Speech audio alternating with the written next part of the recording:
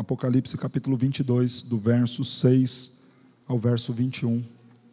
Apocalipse 22, do 6 ao 21.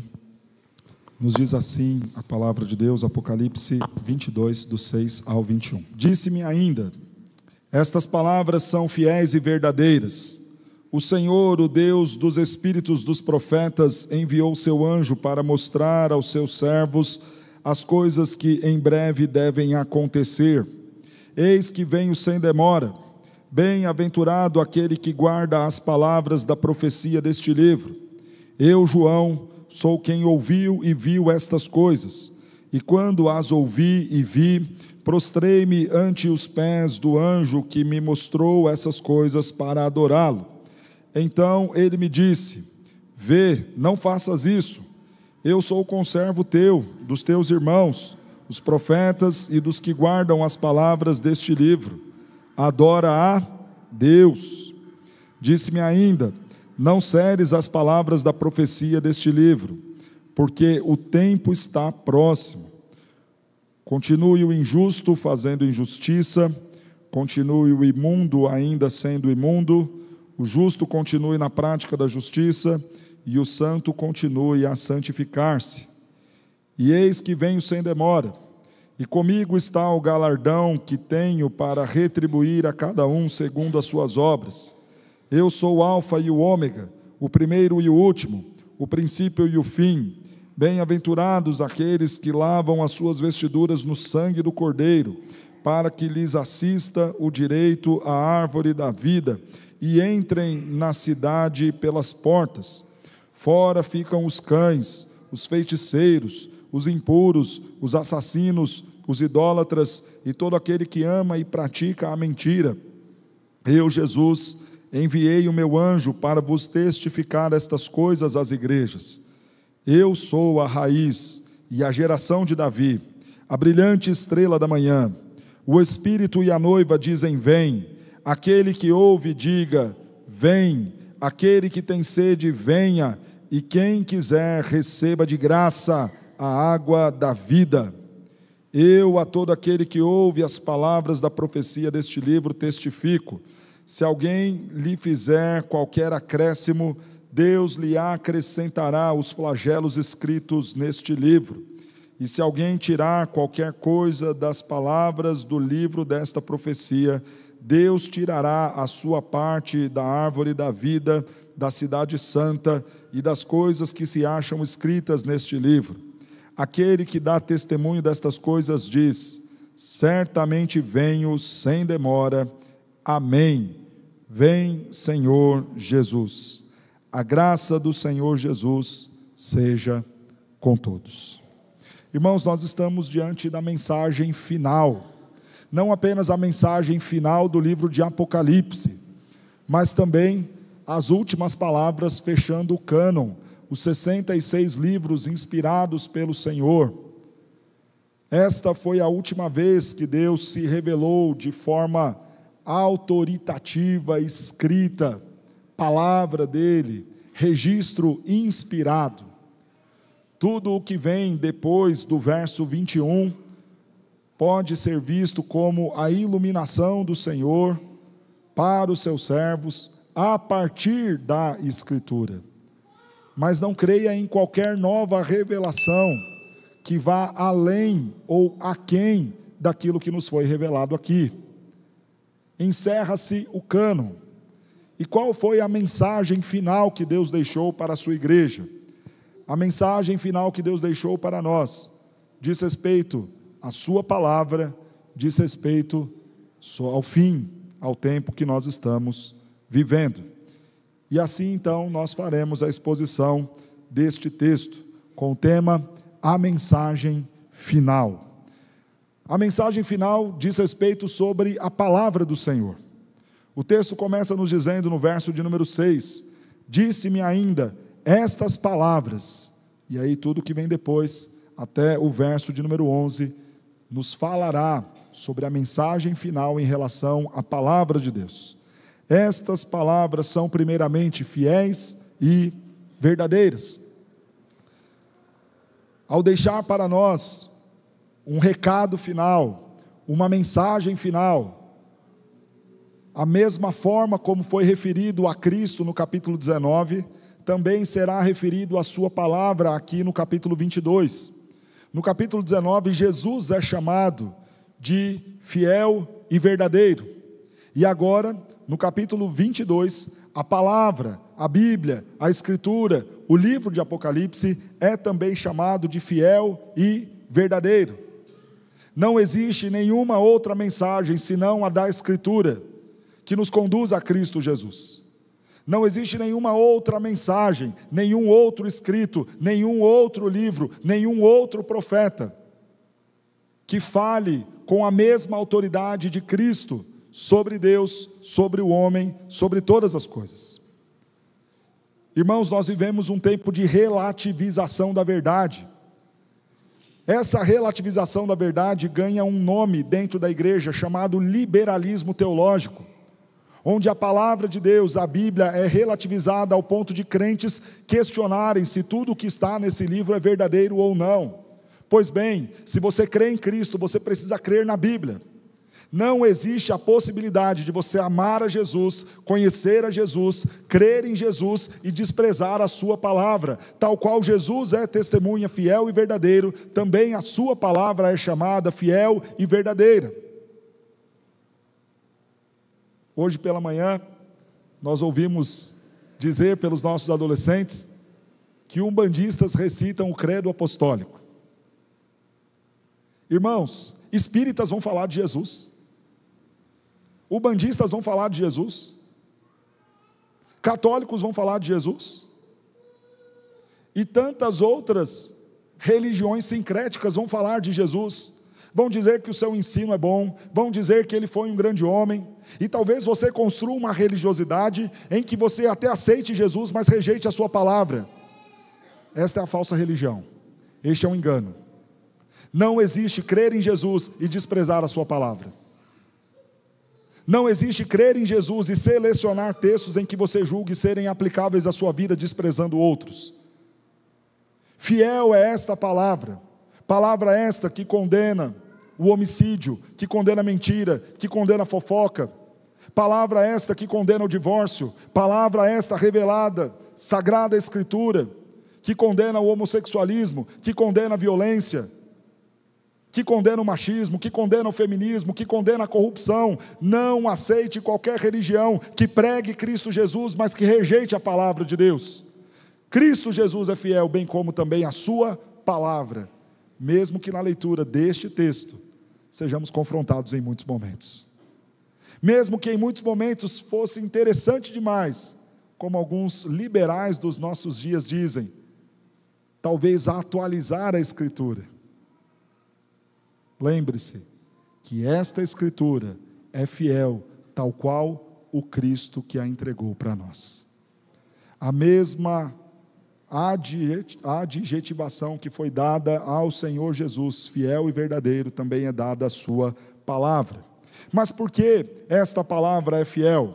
O texto vai nos responder, porque ela tem o mesmo espírito dos profetas. Irmãos, por que nós precisamos crer na Bíblia como sendo palavra de Deus? Porque o espírito que conduziu os autores foi um só. A Bíblia é um livro extraordinário, escrito num espaço de mais de 1.600 anos. Foi escrita por homens poderosos, mas também por homens simples. Foi por reis, mas também por agricultores. Foi escrita por pescadores. Foi escrita por sábios. Mas aquilo que traz a unidade do santo livro é porque um só Espírito conduz todos os profetas e cada revelação que aqui está, e este é o Espírito de Deus. Por isso fiel e verdadeira é esta palavra. O Senhor Deus dos Espíritos dos profetas foi quem a enviou para nós. O mesmo Espírito que capacitou Moisés, que começou a escrever o livro de Gênesis, é o Espírito que capacitou também João e todos os demais dos 66 livros da Bíblia para nos entregar o texto como um todo, bem como também o livro de Apocalipse. Tua palavra é vida abundante, tua palavra nunca passará, terra, céus, a plantação, tudo isso pode deixar de existir, mas a tua palavra permanecerá para todo sempre, porque ela é fiel, verdadeira, porque quem a escreveu não foram homens quaisquer, mas foram homens plenamente capacitados e usados pelo Senhor, em tempos diferentes, épocas diferentes, culturas diferentes, condições humanas diferentes, mas sempre com um único autor por trás de tudo isso, o nosso Deus. O espírito dos profetas foi o espírito que esteve em Moisés, foi o espírito que esteve em todos os profetas, foi o espírito que esteve em todos os discípulos evangelistas, foi o espírito que nos conduziu até aqui o livro de Apocalipse, escrito por João. Mas esta palavra também é fiel e verdadeira porque foi enviada pelo Senhor. O Senhor Deus mesmo enviou o seu anjo para mostrar isso aos seus servos. Irmãos, este não é um livro manipulado pela igreja. Este não é o livro de um grupo opressor, de uma cultura conservadora, patriarcal, machista ou qualquer outra coisa que nos acusem ser. Este é o livro enviado por Deus, a palavra de Deus. Não aceite qualquer outra classificação deste santo livro do que não esta palavra inspirada do Senhor, enviada pelo próprio Deus para a edificação da sua igreja e salvação do perdido.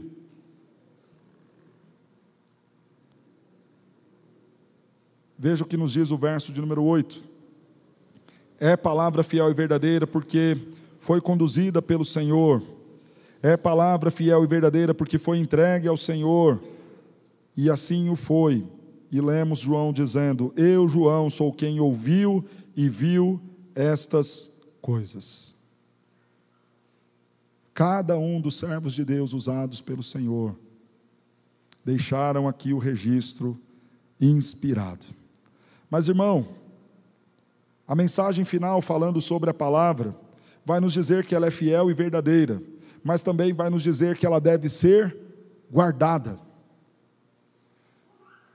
Nós não podemos pegar a palavra de Deus, abrir no Salmo 91 ou no Salmo 23 e deixá-la lá em cima da cômoda, como se ela simplesmente aberta em nossa casa fosse ter qualquer efeito. Não tem, a não ser o efeito de condenar o que assim pensa. A palavra de Deus deve ser lida, reconhecida como palavra do Senhor, mas também deve ser guardada. Verso de número 7 nos diz: eis que venho sem demora, e bem-aventurado aquele que guarda estas palavras, as palavras da profecia deste livro. Na mensagem final, encerrando o cânon, Deus nos lembra: ouçam a palavra, mas também pratiquem a palavra de Deus. O salmista no Salmo 119 nos ensina de forma muito gloriosa de que maneira poderá o jovem guardar puro o seu coração. Guarda no coração as tuas palavras para não pecar contra ti. A ideia de guardar, irmãos, é fazer de tudo para ter junto a nós a palavra do Senhor. É curioso quando você vê uma mãe muito dedicada.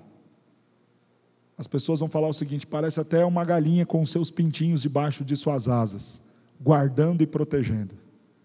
Assim deveríamos ser nós em relação à palavra de Deus, tê-la sempre perto de nós, em todo o tempo, guardando a palavra no nosso coração, observando tudo aquilo que está escrito aqui.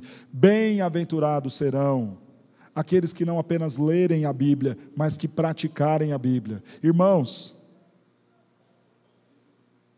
tem tanta gente gastando dinheiro com coaching, tanta gente gastando fortunas para ver palestra, de um monte de gente aqui e ali, sábios e sabedores, que de nada sabem, quando nós já temos há muitos e muitos anos, a santa palavra do Senhor, que é lâmpada para os nossos pés e luz para o nosso caminho, que é palavra de Deus, útil para tornar o homem perfeito e perfeitamente habilitado. Ah, pastor, mas isso aí é só para as coisas espirituais. Não, tornar o homem perfeito e perfeitamente habilitado para toda boa obra. A palavra de Deus. Sai um pouquinho do YouTube, para de gastar dinheiro com besteira e vai ler a Bíblia. A palavra de Deus te tornará alguém aperfeiçoado, santo, justo, íntegro, bom pai, bom marido, bom filho, bom profissional, bom cidadão. A palavra do Senhor foi o meio dado por Ele para ser nosso manual, para ser a nossa única regra de fé e prática, para conduzir os nossos passos, não a uma vida qualquer, mas a uma vida de excelência. Por isso o texto diz que bem-aventurados serão aqueles que lerem a Bíblia e guardarem a Bíblia, guardarem a mensagem deste livro. Durado é aquela alegria e felicidade que não pode ser, não circunstancial, que não depende das riquezas deste mundo, que não depende de todas as coisas estarem bem, que não depende do diagnóstico de saúde que você tem, que não depende do estado emocional que você tem. A palavra bem-aventurado aponta para nós uma felicidade que ninguém consegue explicar, mas que aquele que lê e pratica a palavra de Deus tem. Irmãos, nós precisamos urgentemente abandonar a ideia de que dá para ser feliz sem este manual. E abandonar também a ideia de que Deus se importa mais com a sua felicidade do que sua obediência, como se a obediência não fosse nos trazer felicidade. Quando nós lemos o Salmo 1, onde é que está a alegria do justo? Em meditar e observar a lei do Senhor. Nela está o seu prazer. Quem disse que obedecer à Bíblia vai te fazer um homem infeliz? Pelo contrário, a resposta é: bem-aventurado você será quando ouvir, guardar e praticar. Irmãos, eu sempre ilustro isso dizendo que a Bíblia é o nosso manual. Quando você compra um celular novo, e hoje em dia eles nem vêm mais com manual, né? Você olha aquilo ali e fala: vou ligar e vou sair usando.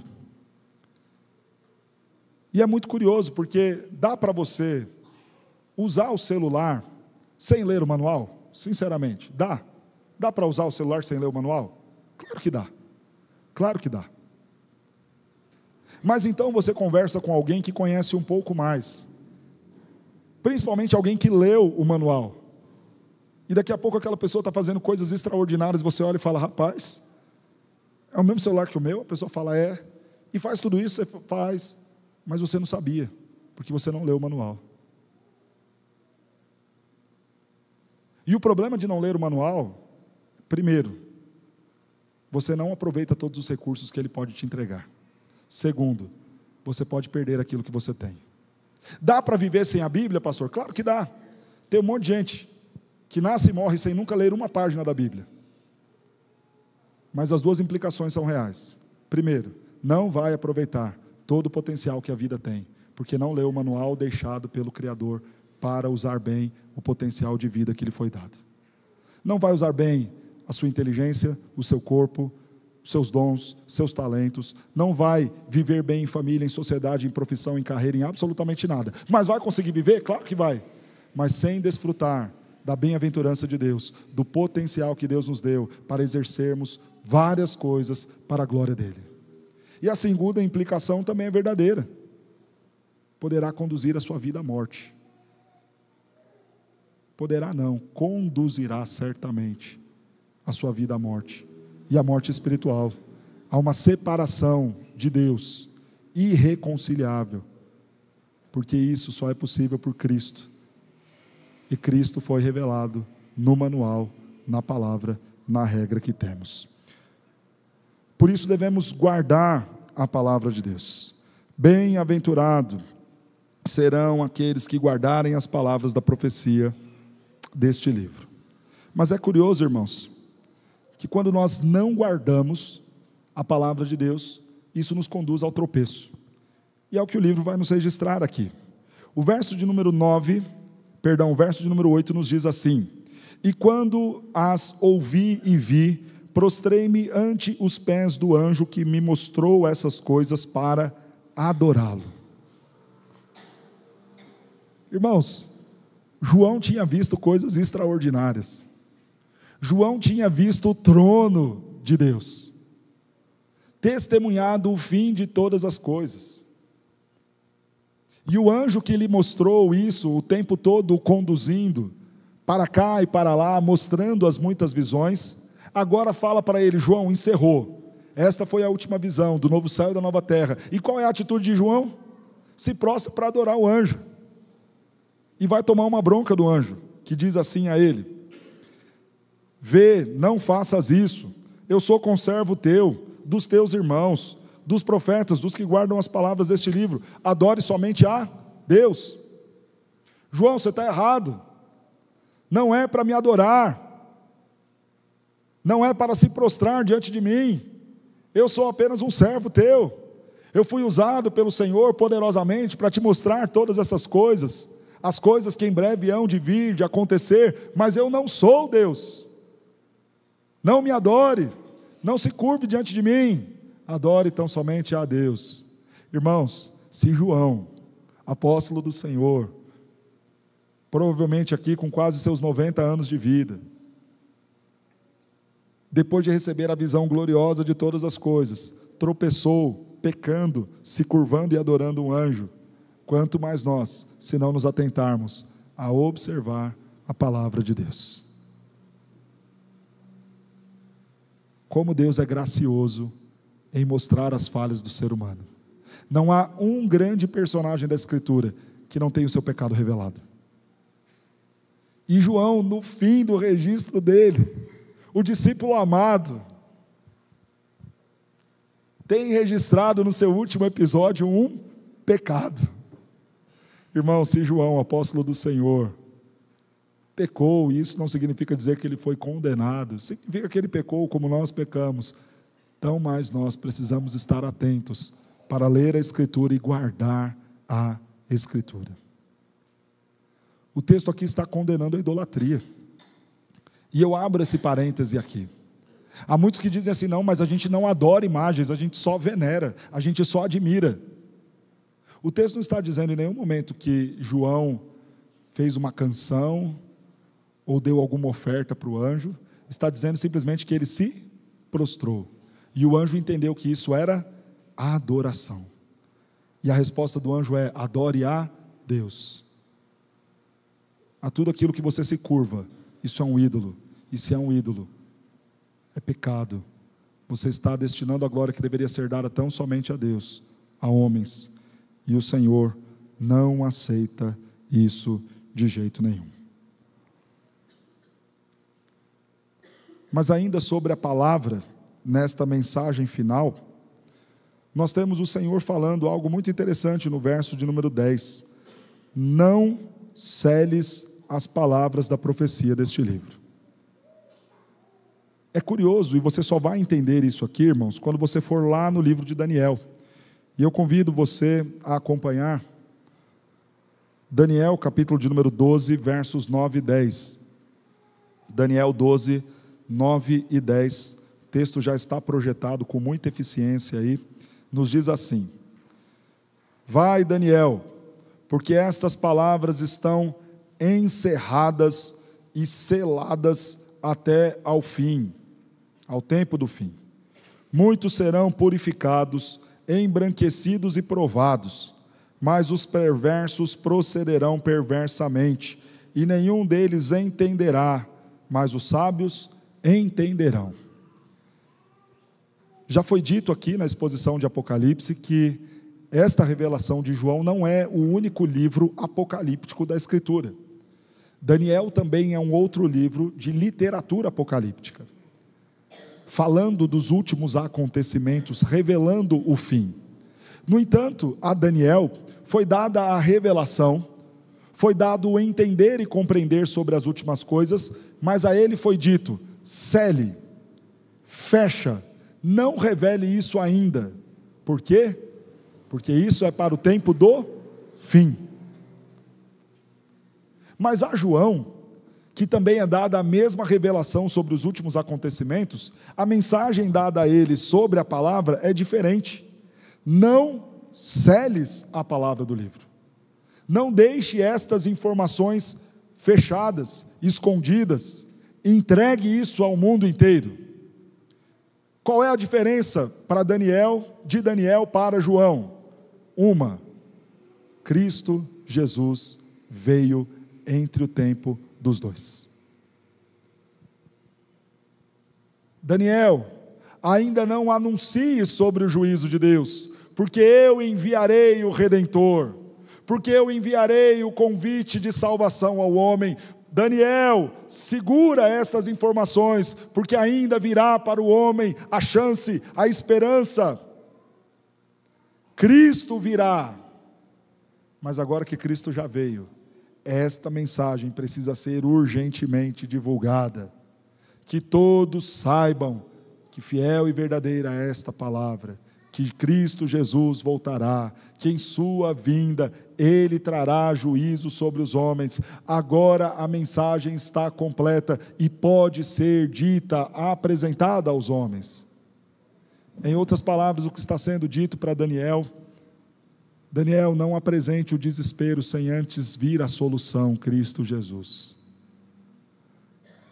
Mas, irmãos, em Apocalipse é diferente. Você pode ver todos os relatos desesperadores do fim, tendo a ciência de que o Redentor vive e que Ele veio. Por isso esta mensagem agora pode ser amplamente divulgada, deve ser anunciada. Não celes a profecia deste livro, porque o tempo está próximo. A Daniel foi mandado reservar para o tempo do fim, mas Cristo veio, e na ascensão de Cristo inaugura-se os últimos dias. Agora Ele está no trono, a redenção para os homens veio, e os homens podem ouvir a mensagem completa. Mas, irmãos, a sequência no verso 11 vai nos dizer: continue o injusto fazendo injustiça, continue o imundo ainda sendo imundo, o justo continue na prática da justiça e o santo continue a santificar-se. E aí você pode dizer: agora eu não entendi nada, pastor. Que negócio é esse? Do justo continuar fazendo a justiça e o santo continuar sendo santo, tudo bem, dá para entender. Mas Deus está mandando que o injusto continue na injustiça e que o imundo continue sendo imundo? Irmãos, o que o texto está dizendo, e nós vimos que aqui há uma menção clara e direta a Daniel. Daniel vai nos dizer não apenas a ideia de selar o livro, mas diz no verso 10, muitos serão purificados, embranquecidos e provados, mas os perversos procederão perversamente. O que está sendo dito aqui é que neste tempo do fim, será um momento de dura separação entre o justo e o ímpio, de forma que aqueles que foram esbranquiçados nas vestiduras do Cordeiro, que foram lavados pelo sangue do Cordeiro, serão os justos e fiéis, que perseverarão por conta da graça do Senhor que os alcança. Tal qual também o ímpio, no tempo do fim, não se curvará para crer no Senhor Jesus. Aqui não é um convite à santidade ou à perversão, aqui é uma constatação da realidade dos últimos dias. Nesse tempo do fim, será um momento em que a igreja de Cristo será santa e cada vez mais santa, porque ela será provada, ela será perseguida. Então aquilo que Daniel vai nos dizer no capítulo 12, verso 10, muitos serão purificados e embranquecidos e provados, é a realidade da igreja. Não haverá mais tempo nem ocasião para enganadores dentro da igreja, para meio crente. Neste momento de perseguição da igreja, ou você de fato será um cristão, ou você não suportará a sã doutrina. E assim tem sido, irmãos. E à medida que se aproximar o fim, as igrejas que permanecerem fiéis, pregando a palavra de Deus, serão resistidas pelos ímpios. Não vai dar para conciliar uma vida de pecados com o cristianismo. Não que isso seja possível de conciliar-se hoje, mas a ideia de que ficará insuportável tal mensagem, que nos desafia a mudança de vida. Mas por fim, falando sobre a palavra, nos diz o verso de número 18 a 20, eu a todo aquele que ouve as palavras da profecia deste livro, testifico, se alguém lhe fizer qualquer acréscimo, Deus lhe acrescentará os flagelos escritos neste livro. Se alguém tirar qualquer coisa das palavras do livro desta profecia, Deus tirará a sua parte da árvore da vida, da cidade santa e das coisas que se acham escritas neste livro.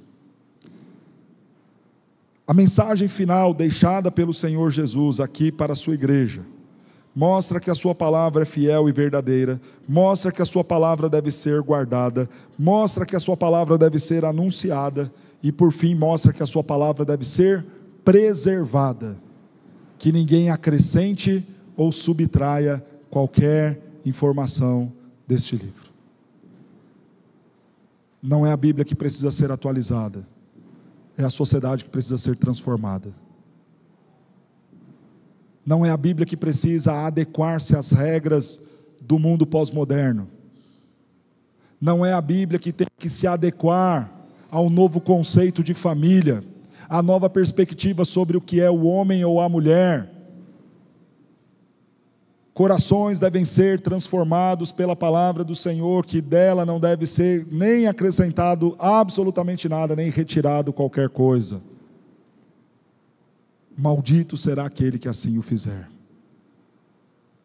Irmãos, não pensemos aqui que Deus esteja falando apenas e tão somente de algum louco que queira descartar objetivamente algum texto da Escritura dizendo: isso aqui não faz parte.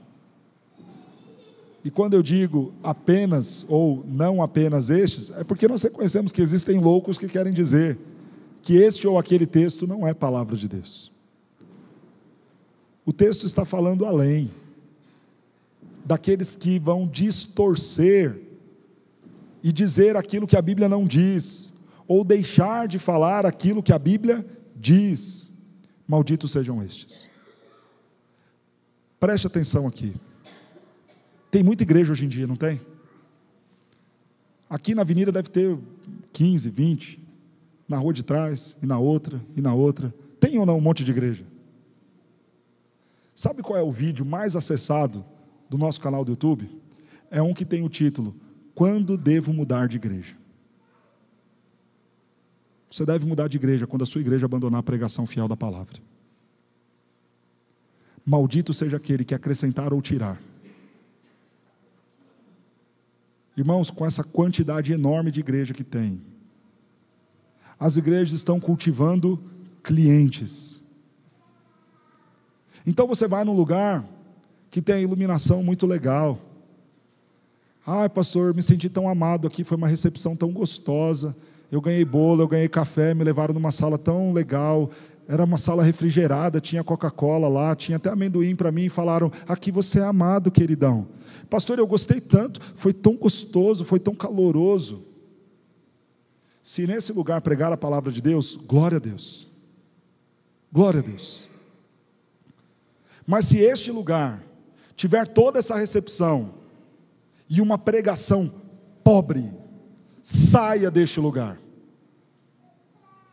Porque malditos serão aqueles que deixarem de falar aquilo que a Bíblia diz, ou acrescentar coisas que a Bíblia não diz. Cuidado com os lugares que querem atrair a sua atenção, despertando a sensibilidade dos seus prazeres, mas deixando de lado a confrontação do seu pecado. Cuidado. Se o que te atraiu em algum lugar não foi a fiel pregação da palavra de Deus, então você está no lugar errado. Eu não estou dizendo que é um mal você ser bem recebido na igreja, louvado seja Deus. E eu reconheço que até nós aqui poderíamos te receber um pouco melhor, e perdão por não fazermos. Mas o que eu estou te dizendo é que o objetivo principal de uma igreja não é tratar os seus membros como se eles fossem clientes, paparicando os seus membros aqui e ali, fornecendo a eles todo tipo de experiência sentimental, sensações prazerosas, de se sentir amado e querido demais em algum lugar. A missão da igreja é não selar este livro, mas expor ele com todas as suas verdades, ainda aquelas que doem, ainda aquelas que nos confrontam, ainda aquelas que nos colocam no nosso devido lugar. Lembre-se disso, na hora de decidir onde congregar.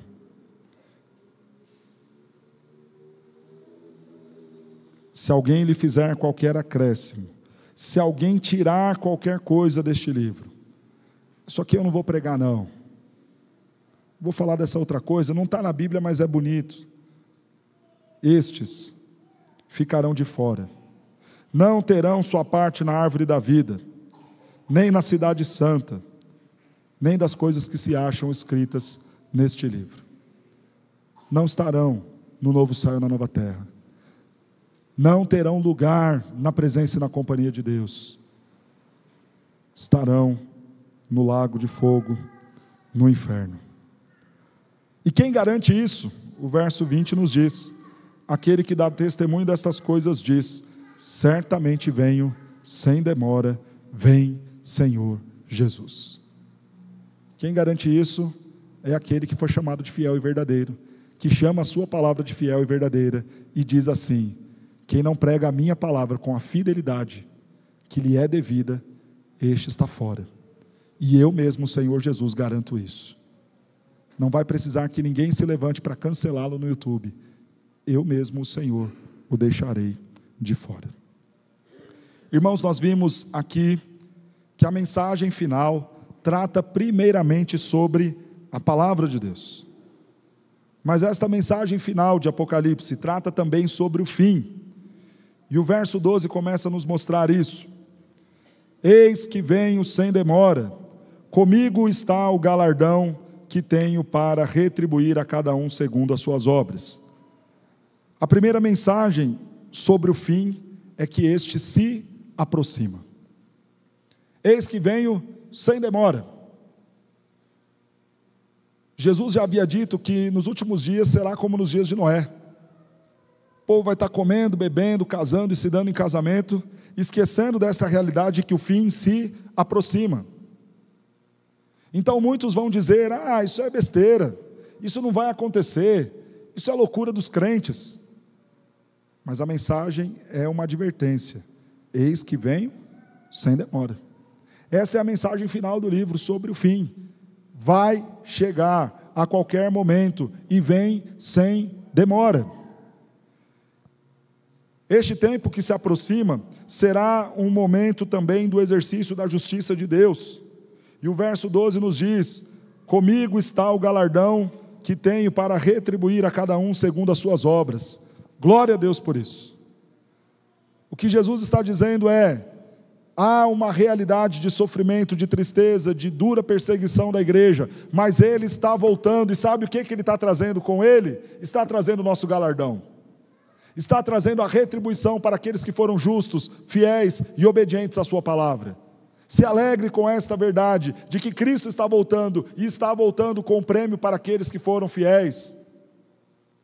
Vale a pena seguir a Jesus, vale a pena obedecer os seus mandamentos, vale a pena guardar esta santa palavra, porque Cristo está voltando e trará consigo a recompensa dos justos.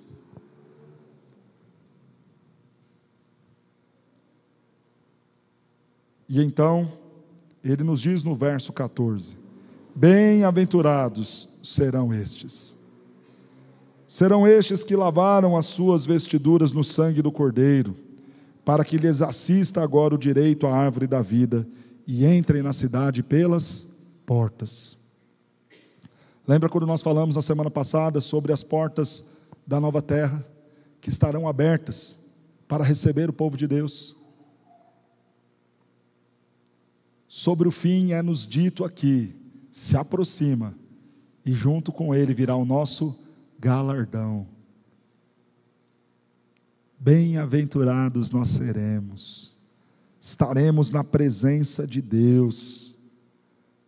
Bem-aventurados nós seremos e poderemos ter direito à árvore da vida, nunca mais a morte, nunca mais a doença, nunca mais a maldição do pecado, não mais tristeza, nem mais temor. Junto com os anjos nós cantaremos, porque Ele vem e trará consigo o nosso galardão.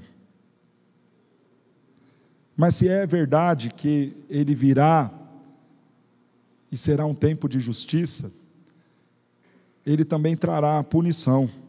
Verso de número 15 vai nos dizer: fora ficam os cães, os feiticeiros, os impuros, os assassinos, os idólatras, todo aquele que ama e pratica a mentira.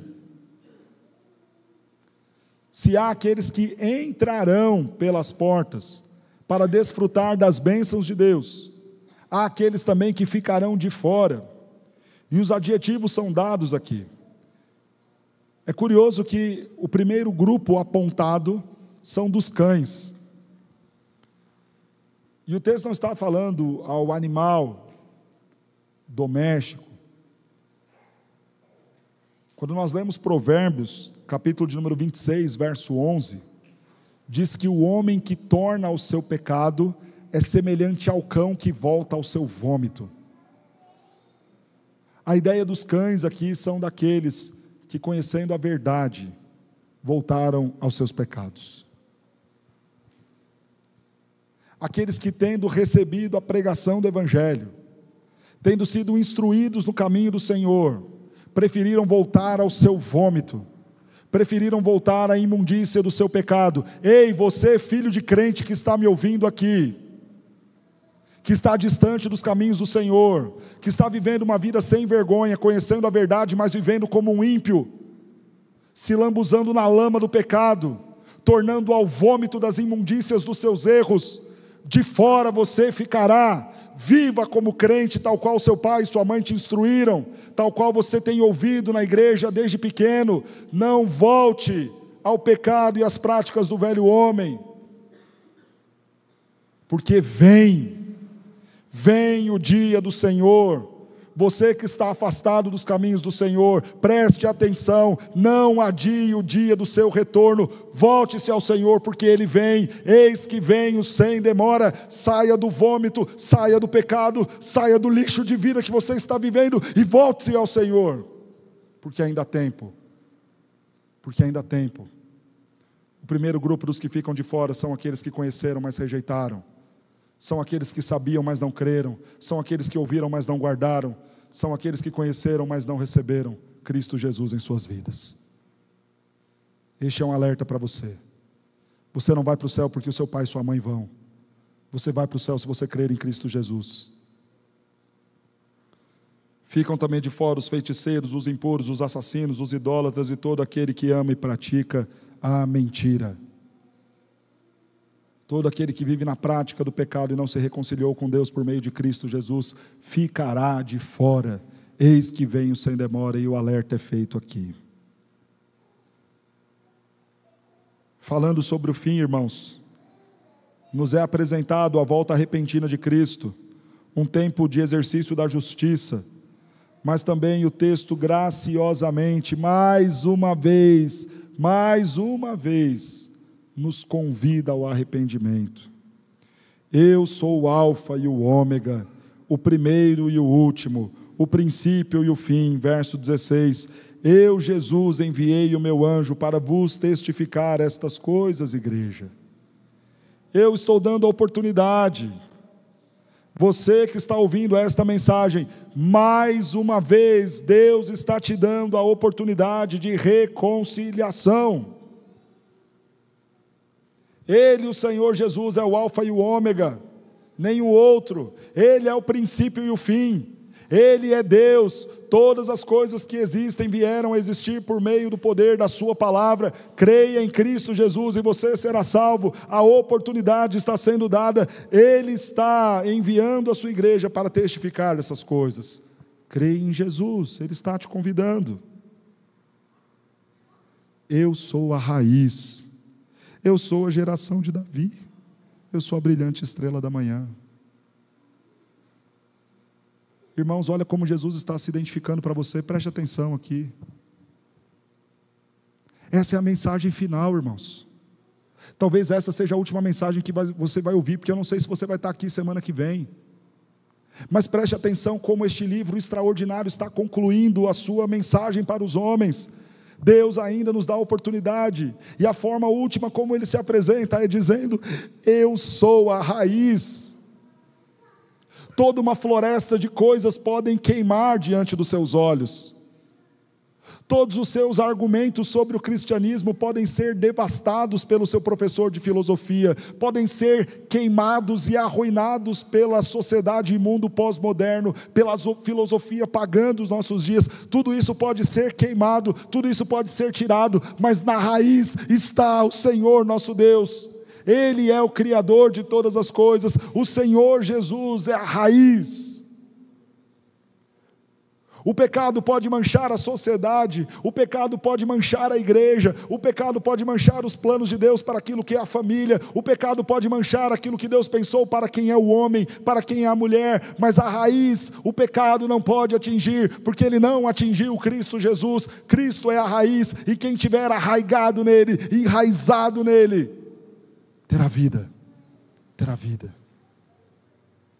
Ele é a geração de Davi. Ele é o rei, Ele é o rei que governa, que Ele governe e reine sobre a sua vida. Ele é a brilhante estrela da manhã. Irmãos, que curiosa esta informação do texto. Isaías capítulo 14 apresenta o diabo como sendo a estrela da manhã, como sendo a estrela que brilha para que depois venha todo o caos do dia.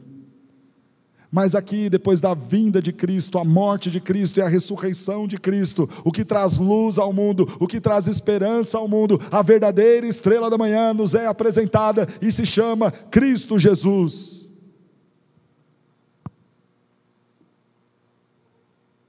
Quarta-feira, eu saía para vir para a reunião de oração, 5h40, e o céu estava escuro, a lua bonita, e uma estrela bem forte ali do ladinho da lua.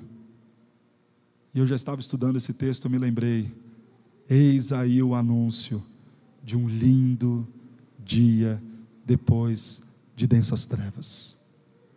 Ele é a estrela da manhã e convida você a se refugiar nele. Pastor, mas como eu consigo isso? Preste atenção comigo. Observe que o versículo de número 15 é colocado uma lista de pecados e pecadores.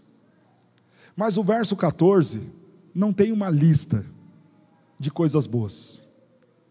O texto não diz, bem-aventurado os que vão à igreja, bem-aventurado os que dão bom dia, bem-aventurado os que trabalham honestamente, bem-aventurados são aqueles bons pais, as boas mães, o bom filho, bem-aventurado é o bom cidadão que paga os seus impostos, o trabalhador honesto. Pouco importam a qualidade das suas obras, porque você sempre será um pobre miserável diante de Deus por conta do seu pecado. Quem será então bem-aventurado? Aquele que tem boas obras? Não, aquele que lavar as suas vestiduras no sangue do Cordeiro.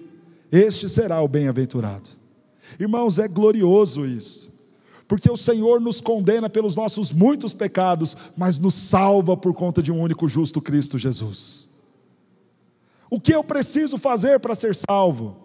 Lave as suas vestes, não nas suas obras, não no seu caráter, não na sua bondade, não em nada que possa atribuir mérito a você. Lave as suas vestes no sangue do Cordeiro, e é só isso, para que você seja salvo. Pastor, mas eu estava no lamaçal, eu estava no meu vômito, eu estava nos meus pecados, eu estava na feitiçaria, eu estava na mentira, eu estava no engano. Uma coisa só, volte-se a Cristo e seja limpo, não pelos seus méritos ou pelas suas obras, mas pelo sangue do Cordeiro.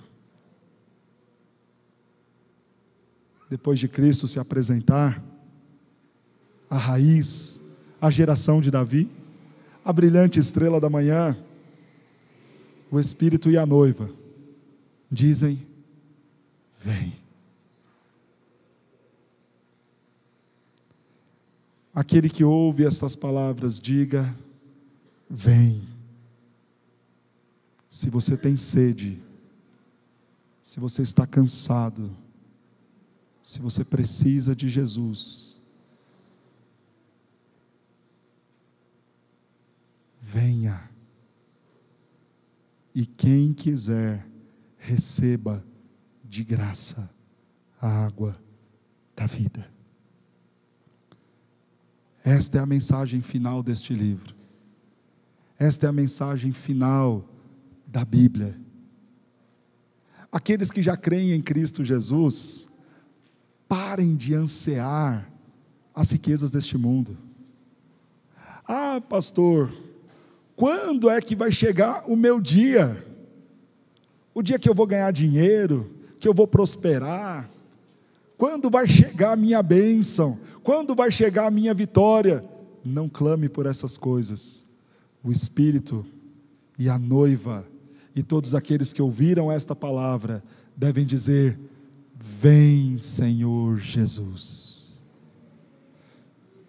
Não diga vem prosperidade, vem saúde, vem as bênçãos deste mundo. Diga: vem, Senhor Jesus. E se você ainda não tem Cristo, Ele te convida: venha até Ele, beba da água da vida de graça e seja salvo. O texto termina nos dizendo no verso 21, que a graça do Senhor esteja sobre o seu povo. Amém e amém.